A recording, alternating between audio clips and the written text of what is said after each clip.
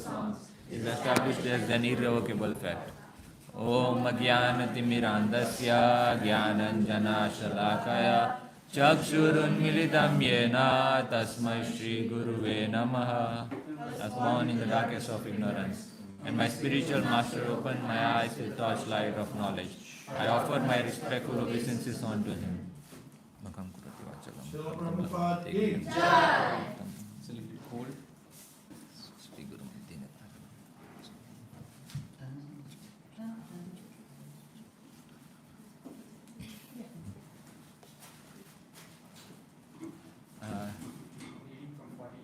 46, 42.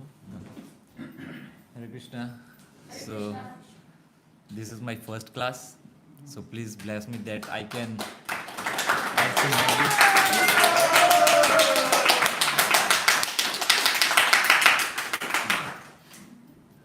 speak something of value which can help you to progress little bit.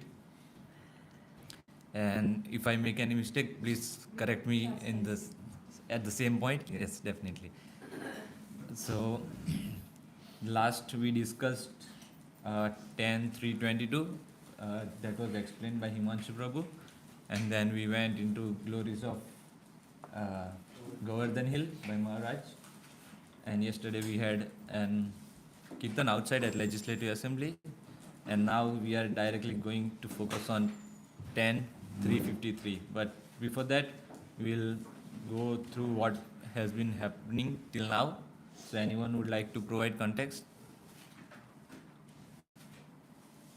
Yes. So we were discussing about prayers of Vatsal. He was offering prayers to the Lord, and after Vatsal, Devaki is offering prayers. Yes. So we missed the set of prayers that Devaki is offering. Now the Lord is replying to Devaki.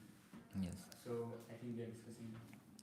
So Mother Devaki is like praying and glorifying Lord Krishna that you are the supreme controller and you are the time. Basically, there are minutes, seconds, hours, but you are above all of that. And you are the one who is left when everything is destroyed, as Anantashesh, a part of it. And like that, Mother Devaki is glorifying and praising. And now we'll continue to read from 40 to.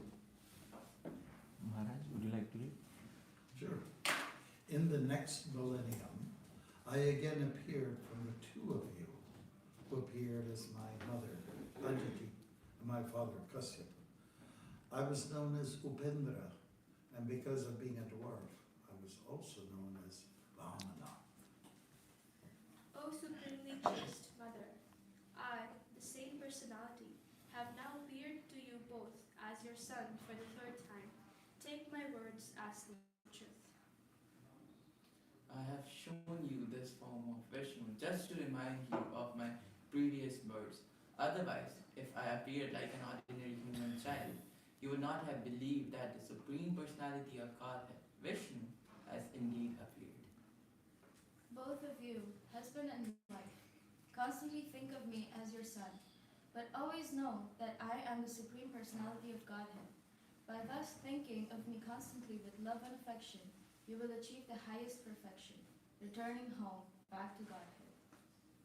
Sukadeva Goswami said, after thus instructing his father and mother, the Supreme Personality of Godhead Krishna remained silent.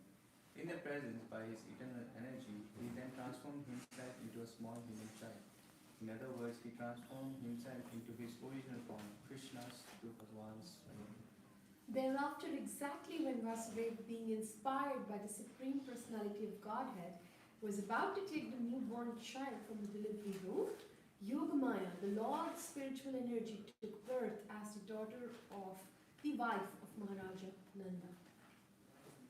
Text 48-49. By the influence of Yogamaya, all the doorkeepers fell fast asleep, their senses unable to work, and the other inhabitants of the house also fell deeply asleep. When the sun rises, the darkness automatically disappears. Similarly, when Vasudeva appeared, the closed doors, which were strongly pinned with iron and locked with iron chains, opened automatically. Since the clouds in the sky were mildly thundering and unshowering. Anantanaga, an expansion of Supreme Personality of Godhead, followed Vasudeva, beginning from the door, with the hoods expanded to protect Vasudeva and the transcendental chair. Because of constant rain sent by the demigod Indra, the river Yamuna was filled with deep water, foaming about the fiercely whirling waves. But as the great Indian Ocean had fondly given way to Lord Ramchandra by allowing him to construct a bridge, the river Yamuna gave way to Vasudeva and allowed him to cross. One. When Vasudeva reached the house of Nand Maharaj, he saw that all the cowherd men were fast asleep.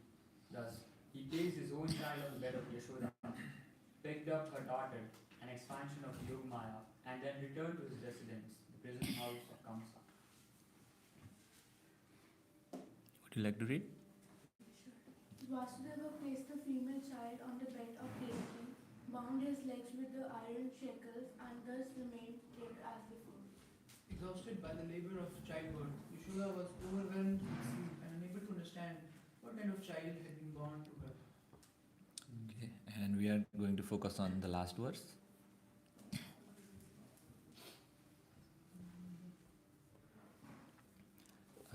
First we'll recite the verse. Yashodanand पत्नी च जातं परम बुद्धयात् नाताललिंगं परिश्रान्ता निन्द्राया पगस्ति स्मृति.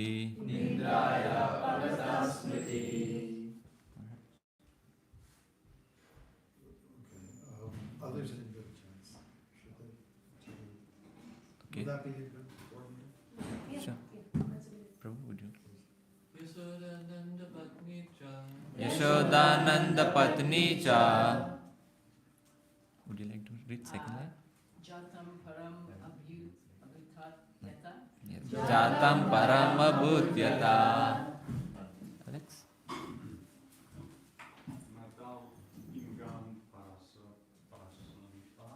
नाताललिंगं परिश्रान्ता निन्द्रया पगता स्मृति.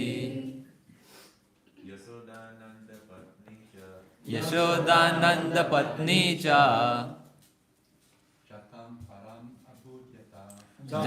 परमभूत्यता.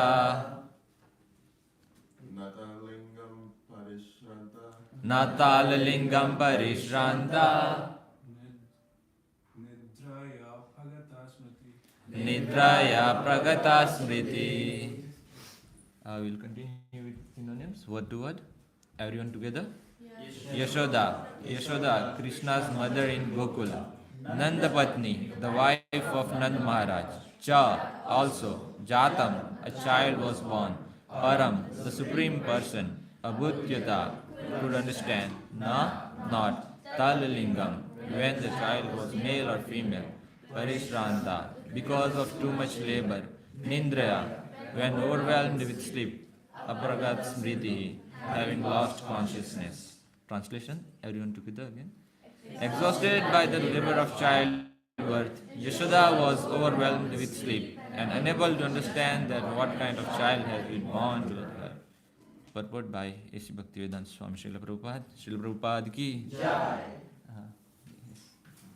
Nand Maharaj and Vasudeva were intimate friends, and so were their wives Yashoda and Devaki.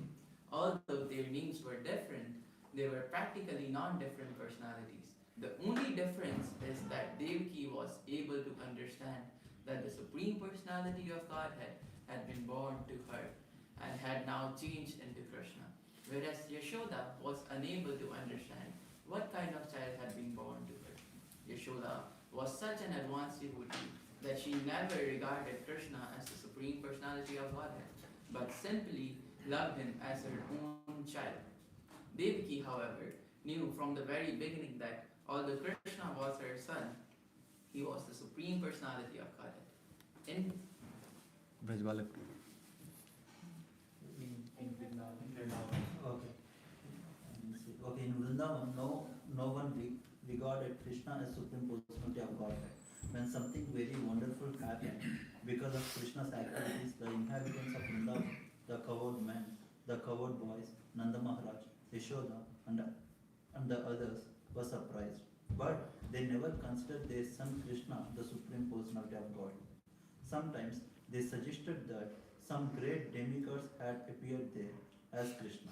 In such a in such an exalted state of devotional service, a devotee forgets the position of Krishna and intensely loves the Supreme Personality of Godhead without understanding his position. This is called Kevala Bhakti and distinct from the stages of Jnana and Jnanamayi Bhakti. Thus, the end of Bhakti Vedanta purports of 10th canto, 3rd chapter of Srimad Bhagavatam, entitled The Birth of Lord Krishna. With that chapter is ending. So in translation it is mentioned that exhausted by the labor of childbirth, Mother Yashoda was overwhelmed with sleep and unable to understand what kind of child was born to her. So we know that whenever mother gives birth to child, she goes to a lot of pain, right?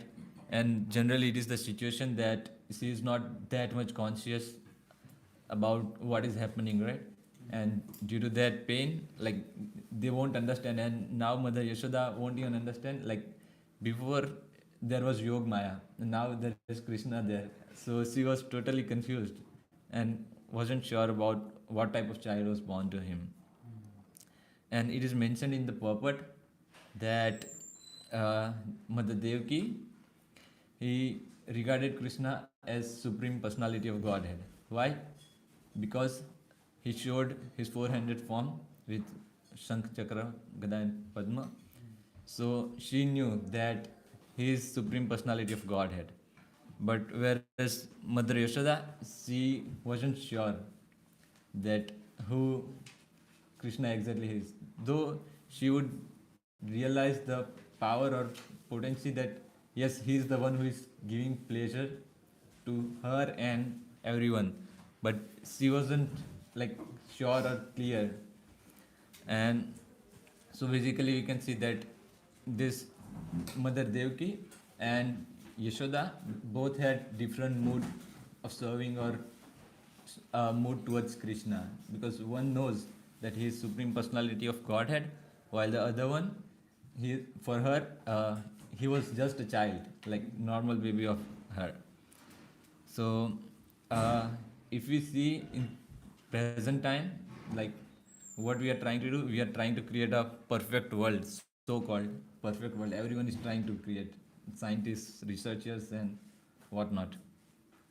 And if we see that to create the perfect world, it is not possible without bhakti.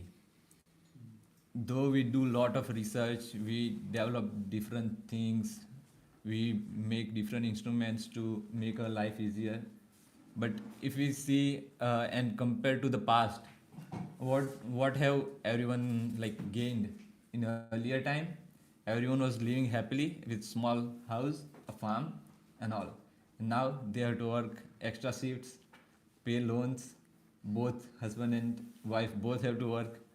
Sometimes they keep their parents into the old age homes, and still they are unable to live that satisfactory life.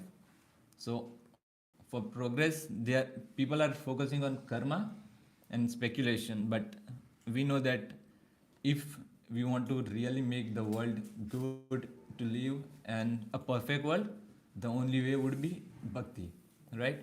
Uh, we have seen that Prahlad Maharaj, he went to the ashram and learned lot of things. When he came back, then his father Hiranyakashipu asked him that what is the best thing that you have learned throughout your schooling or your ashram days. So what did Prahlad Maharaj replied? Kevala Bhakti. I have only learned Bhakti, that is best. Nothing else is of that value to me or anyone else from learning all the things. Right?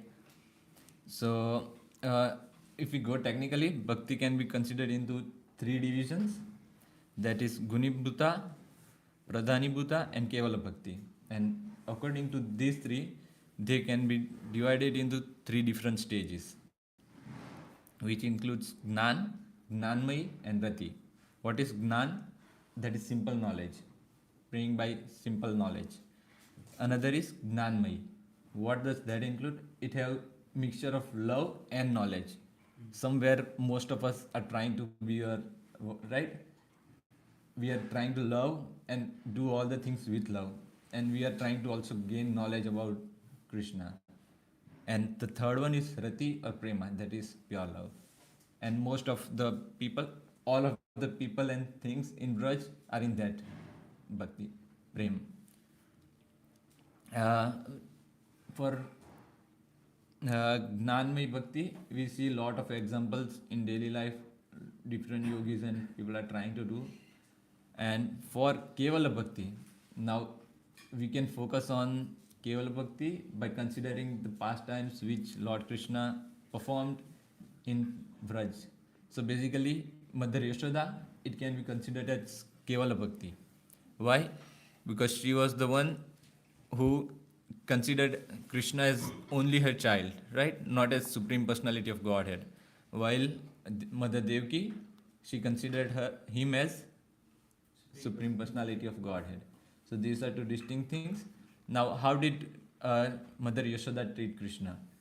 So we know a lot of pastimes and leelas which happened in Gokul, right? So any one of you would like to mention any of it which you feel like they didn't consider Krishna as Supreme Personality of Godhead and just a normal child? Yes, Prabhu. When the Kaliya serpent, Krishna was fighting Kaliya, and Kaliya coiled Krishna in his scales. All of the inhabitants of Raja, they thought Krishna was in serious danger, so it was terrifying for them to see him like that, because they didn't realize that Krishna would deal with it so easily, but they thought there was some real risk to him, and that made them very worried. Yes, true. Yes, Prabhu. Govardhan Leela. Yeah. Would you like to elaborate a little bit? I mean, like, as I mentioned in Burlington, like Krishna is reciprocating with everyone in their own rasa. And then Mother Yashoda was chastising Govardhan to not be heavy for Yes. Krishna at all, and then so treating him like a child, Yeah. not understanding he's a supreme. And then the older gopis were taking the credit that you stole the milk and the butter because of which you're holding, Yeah. So they were also like seeing him as a child who Yes. stole something and taking a benefit of that stolen Yeah. material. Mother Yashoda was also like concerned that Krishna is holding this mountain since long time. His hand must be paining. Then the other gopas, they were giving support by the sticks. Like it is whole mountain and they are supporting by stick that Krishna might feel less weight. So that is another pastime. Anyone else? Yes. I remember something from Burlington as well. Like while Krishna was lifting that mountain, Mother Yashoda was like, no, it's not him. It's like Yeah. Nanda is lifting Yes. it. It's not Krishna. He's just imitating like he's holding that. So that I found funny, and like that's like how they treat Krishna. Yes, true. Ismail Prabhu. Damodar Leela. Exactly. We sing every day. Mother Yashoda is trying to bind the Supreme Personality of God, Yeah. not understanding, how can you bind him? He has no beginning, no end, he's unlimited, Yes. Krishna is everything. And still, she's thinking that, oh, I need to correct him. Yeah. He's getting spoiled. So, for his betterment, I need to bind him. So, Yeah. that is just amazing. And every time mother was trying to tie him, the rope was 2 inch less. And she kept on trying. And we sing it every day, right? The second line, Rudandam hur netram yugam richantam, karam boja yugmena sandaka netram. That Krishna was terrified. There was fear in Krishna's eyes. Like the Supreme Personality of Godhead, who is controlling and creating and maintaining everything, he has fear in his eyes. That is again a part of Kevala Bhakti that is only observed or felt by the Vrajvasis and them. Yes, we do sing every day and we try to feel like how is Krishna fearful of anything, right? Yes, Prabhu. There's a very nice pastime with temple, where that's the point where gopis collected the tax from Krishna. Hmm. Now, there's a lord like who's providing Yes. everything, and they're collecting the tax from the lord, or it's like his friendly exchange with Madhumama, who ties his feet to Krishna's feet. Like no one No. would do that Yeah. to the lord. He ties his feet to Krishna's feet. Yes. That's True. very sweet. Yes, Prabhu. When Krishna killed that demon Adishtrasura, Hmm. then the gopis denied to go closer to him, Yes. saying that he is impure now because Yeah. he's killed a bull. So, I mean, Krishna is the purest of Yes. all, and because they loved him, they were considering him as an ordinary person. Yes, Prabhu. Well, that's what. Yes. Um, when Krishna steals the ring of Radharani, Hmm. then Vishakha not only like confronts, but like she actually aggressively checks Krishna Yes. when the ring is found. So no one Then will the- do that with the Lord. Yes. Then they took their murli. Yeah. Yes. True. Also, yes, Prabhu. Well done.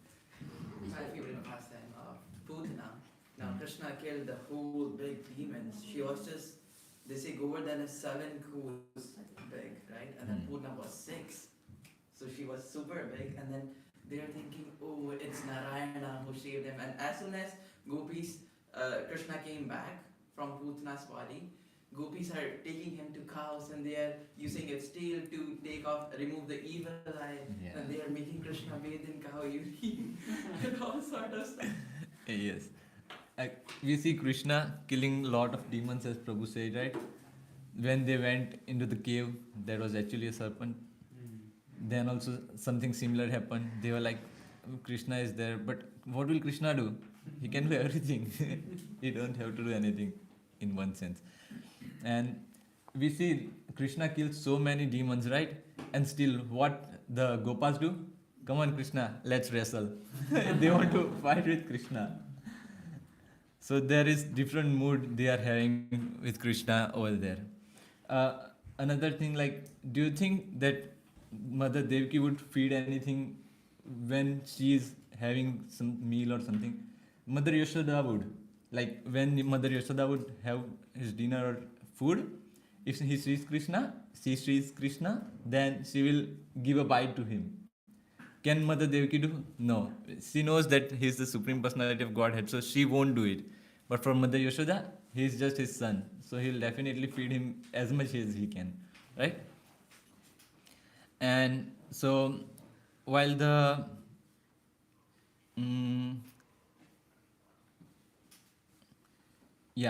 one more pastime which we missed, that is while Krishna was eating dust. No, I was about to say. Can I? Okay, yes. Okay. So when Krishna, when Mother Yashoda was actually inspecting the mouth of Krishna and she saw the entire world, she's still not realizing who Krishna is, and she thinks that, oh, until now my son used to eat dust, now he has eaten the whole world.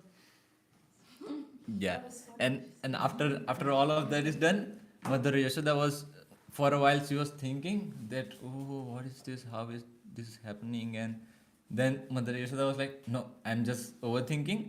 She was like, Krishna, don't do this next time, okay? Don't do it. It was simply that. And yeah, about killing demons, there are big demons. And after Krishna kills or does something like this, everyone was like amazed. Oh, Krishna did this. How did he kill this much big demon?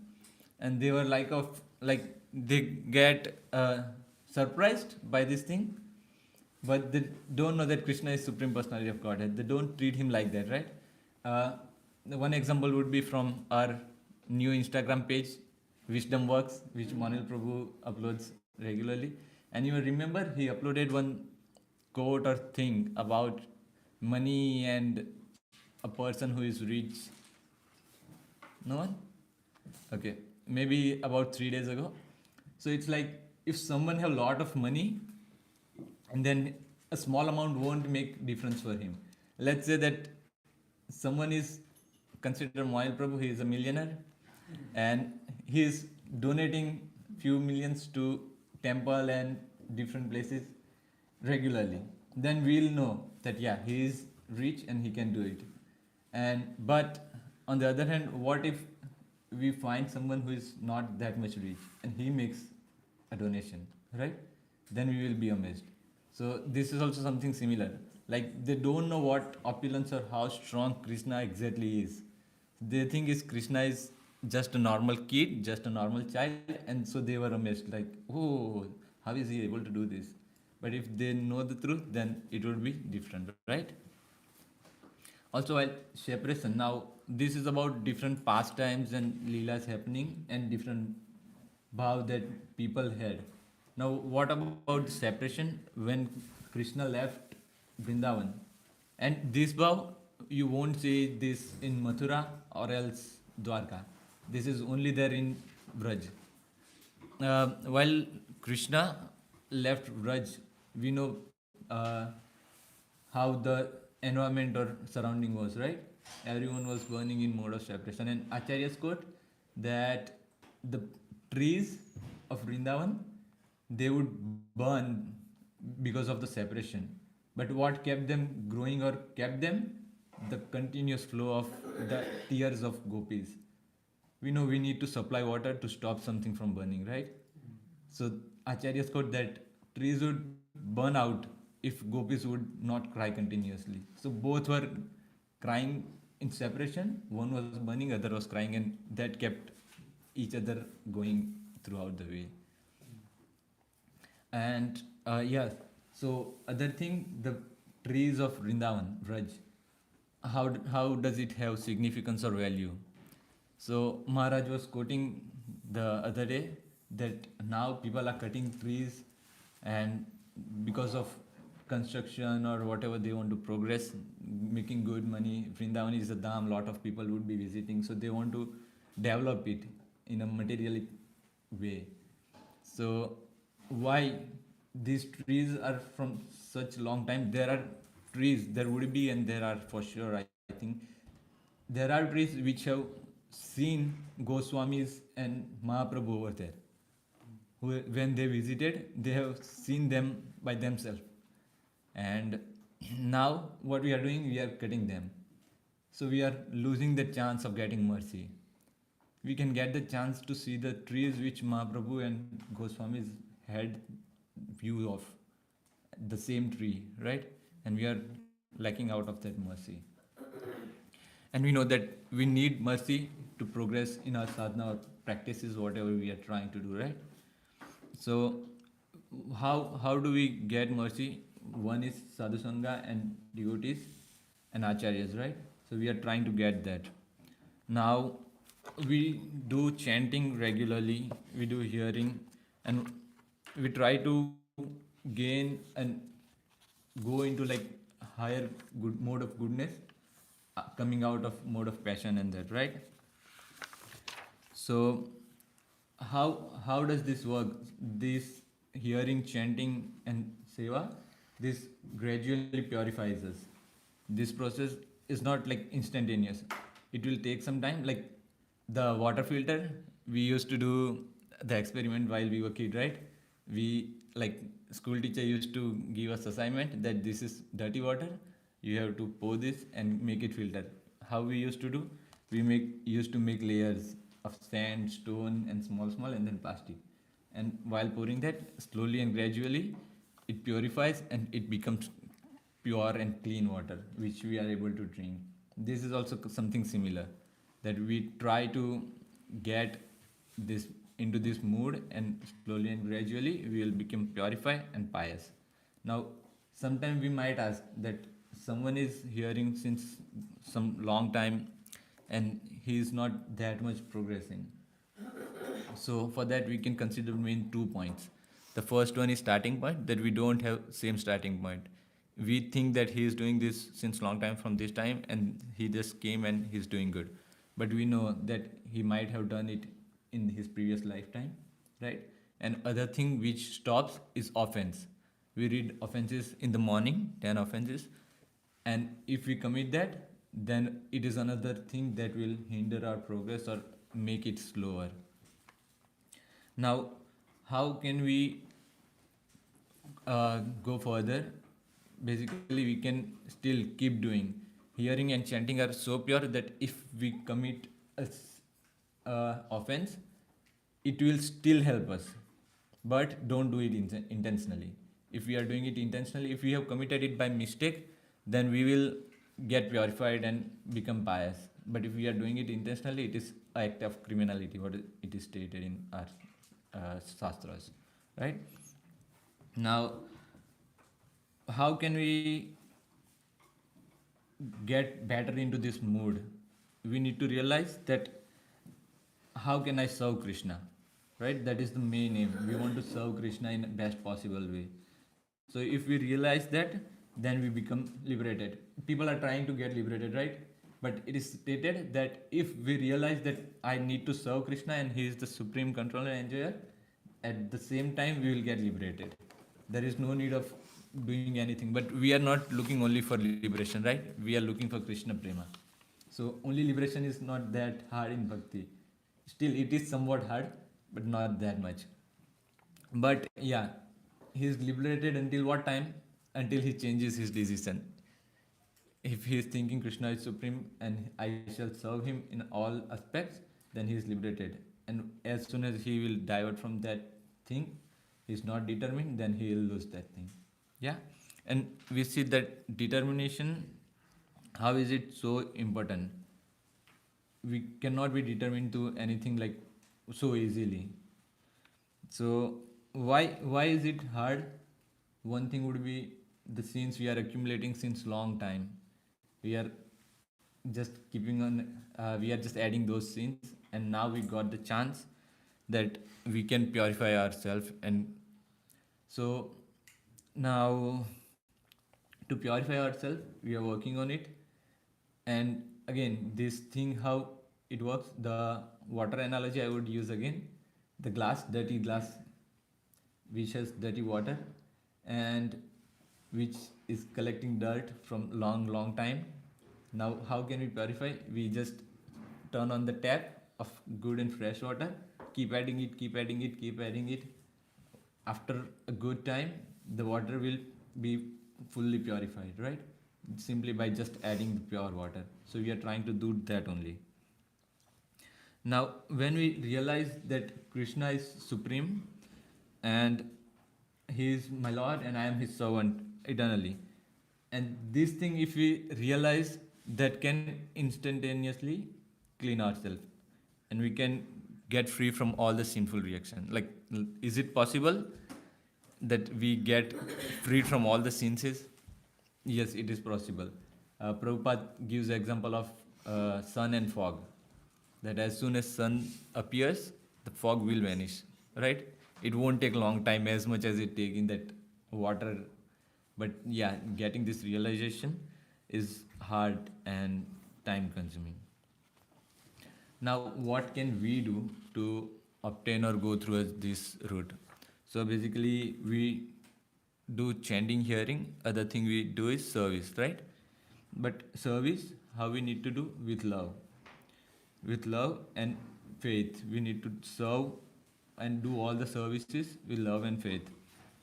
We have to go beyond our limit in one aspect. That when we need to exhaust ourselves basically.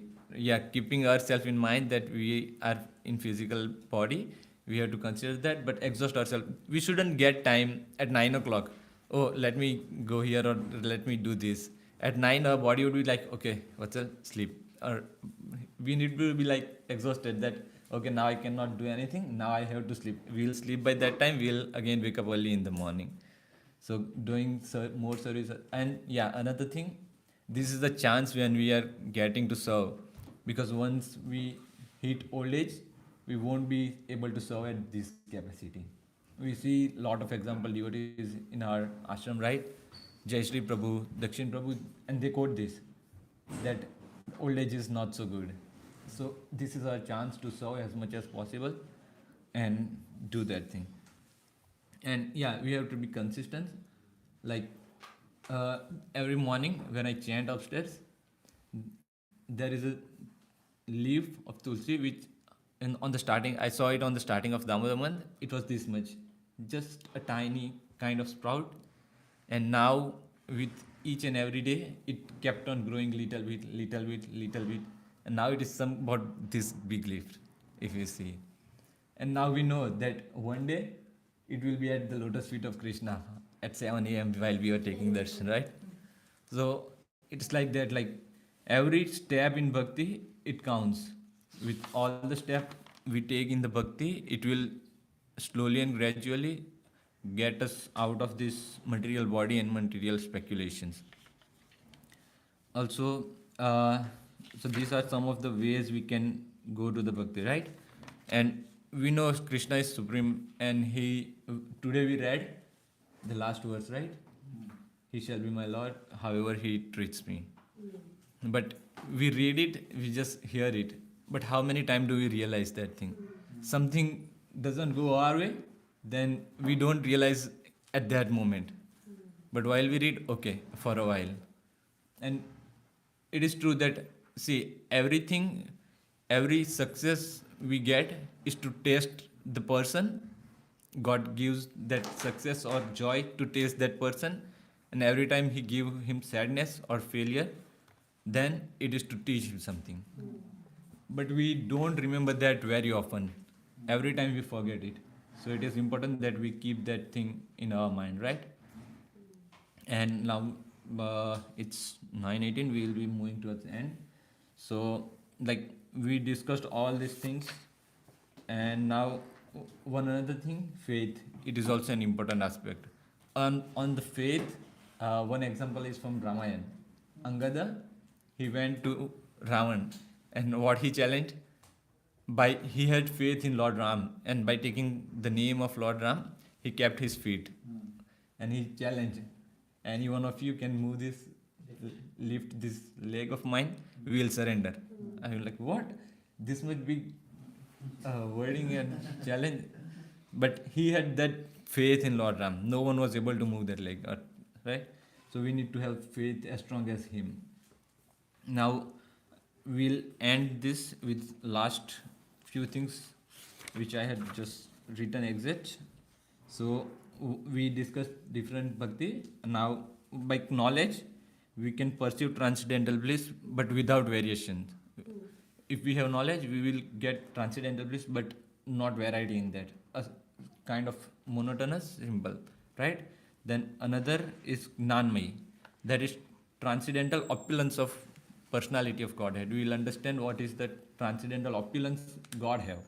And the third one, that is pure love or prema, that is that time when we realize the transcendental form as Lord Krishna or Ram. That is what quoted in the verse before, that is 10:331, if you want to go through it then. And yeah, that's pretty much all from my side. Please correct me.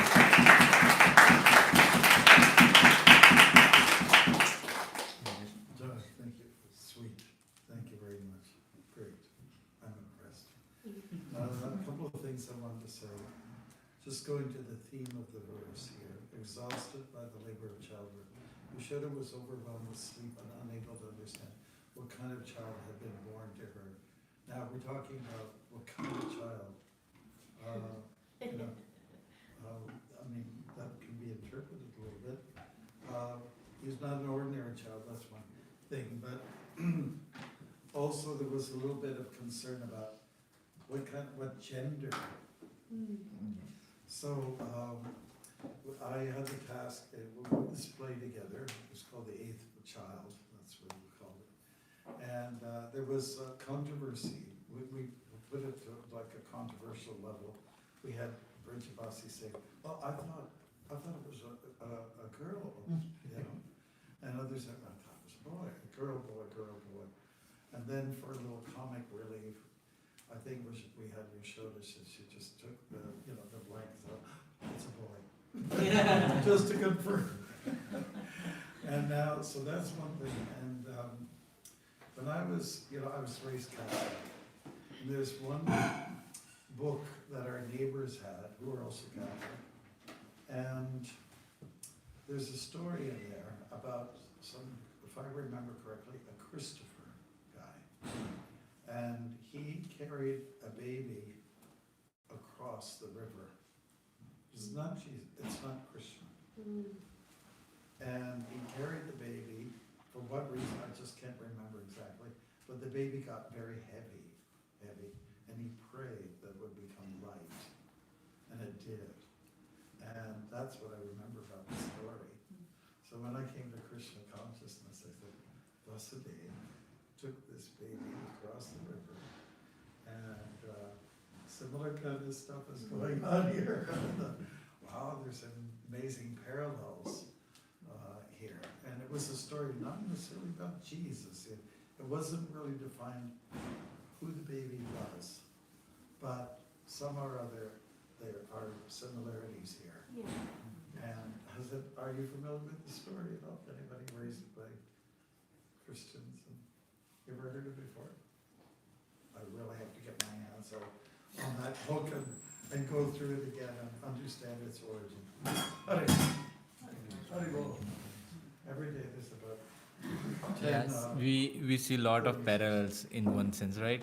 But there are a lot of similarities in different books of different groups, but we see some part will be there from our Bhagavatam or Yeah. Gita. That is nice.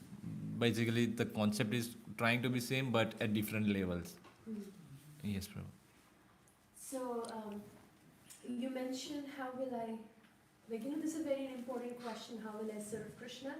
And just yesterday, Purushottama and I were talking about, so amongst devotees, in general, there is always a curiosity that, what is my eternal swarup? You know? Everyone wants to know if they're gopis, if they're this, if they're that, and but we're just reflecting that we don't know for sure if this is correct or not, but it's a reflection kind of question. It's like, even when we think that what's our eternal swarup, we're still thinking about yourself. Like, how do I look like? You know, am I a gopi? Then can I just dress up like a gopi? Am I a mother? Can I just chastise everyone? You know, knowing that. But when you say how will I serve Krishna, that is with love and faith, then I think an idea comes to the mind that if the mood is more like, I will do anything for Krishna. Let's say I live with, yesterday I asked a question, how does your home look like? So if home is where Lord resides, if my Lord needs a chair, I'll become the chair. If my Lord, my Lord's cook did not show up, then I'll cook for the Lord. If my Lord needs a friend, I'll become the friend. If my Lord needs a pen, then I'll, become the ink. I don't know. So I guess your question just kind of confirmed my reflection that, when we serve Krishna with love, because if I have love, I'll do everything for Krishna. Right? There are some friends, right, who offer their back to sign something, right? So they become the table, they become the desk. Yeah. So and knowing that I'm doing this for Krishna, it's very nice. Because when you also say, how will I serve Krishna, I think the goal is that if he is happy, my existence is validated. Otherwise, why do I exist? Yeah, true. Right? Why would I exist? I'm supposed to be enjoyed By Krishna. by Krishna, not by anyone Yeah. else, but by Krishna. So. True. Another point is that Prabhu brought about love. We all hate chemistry almost, I think. Yeah. But someone remember the word catalyst? Yes. Yeah, so love is kind of catalyst in our progress to bhakti. It might involve directly or does not involve directly, but if it is there, it will boost the process. It will boost like anything. It will help us to grow faster. So find that love in all the things that you do for Krishna. Thank you. Very Yes, good. Rubai. I just want to mention a few things that I really liked and it touched my heart. One thing that you mentioned is doing devotion with love, devotional service with love. So I wrote down, we need to do devotional service with devotion. Because many times we do service, but the main part, that is devotion, is missing. Yes. So it's a very good reminder. And then you give the analogy of leaf. That was mind-blowing. Yes, Tulsi leaf.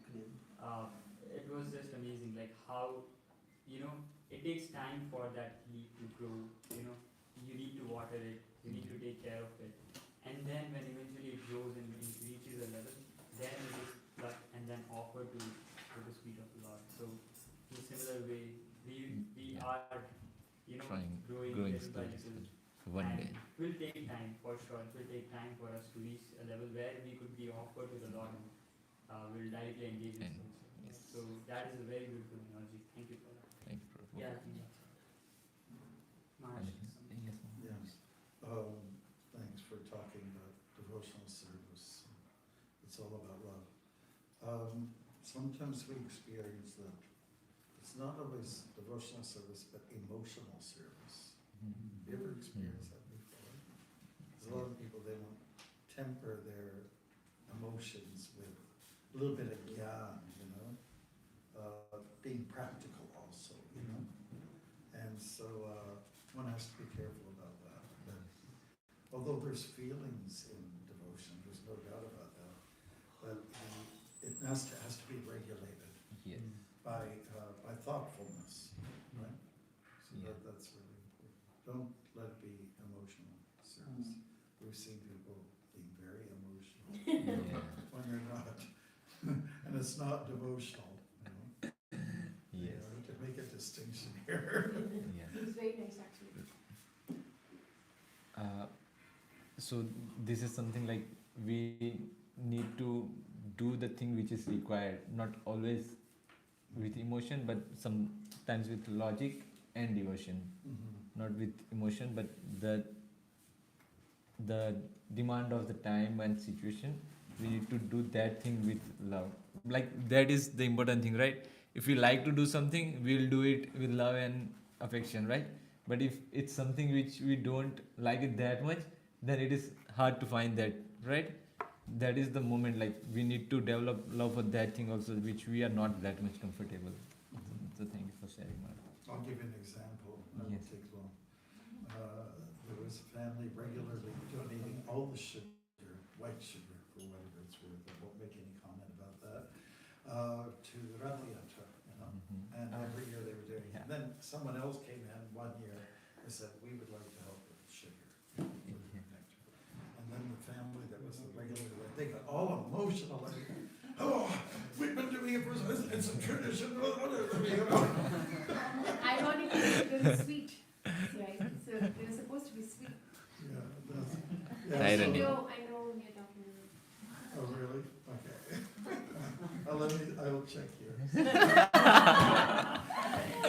And like, you know, the whole meaning of devotion got, you know, trashed, you could say, because, you know, you're supposed to be doing this thing out of love, and they didn't want to share.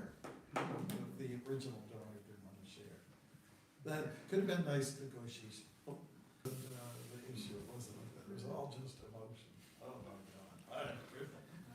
You know, fireworks.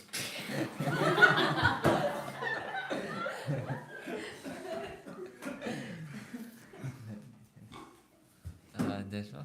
Thank you so much for listening. If I added a line which could be useful to you, it's all of because of you and Acharyas. And if I made a mistake, please forgive me. And you can chastise me. Where is Prabhu? Thank you.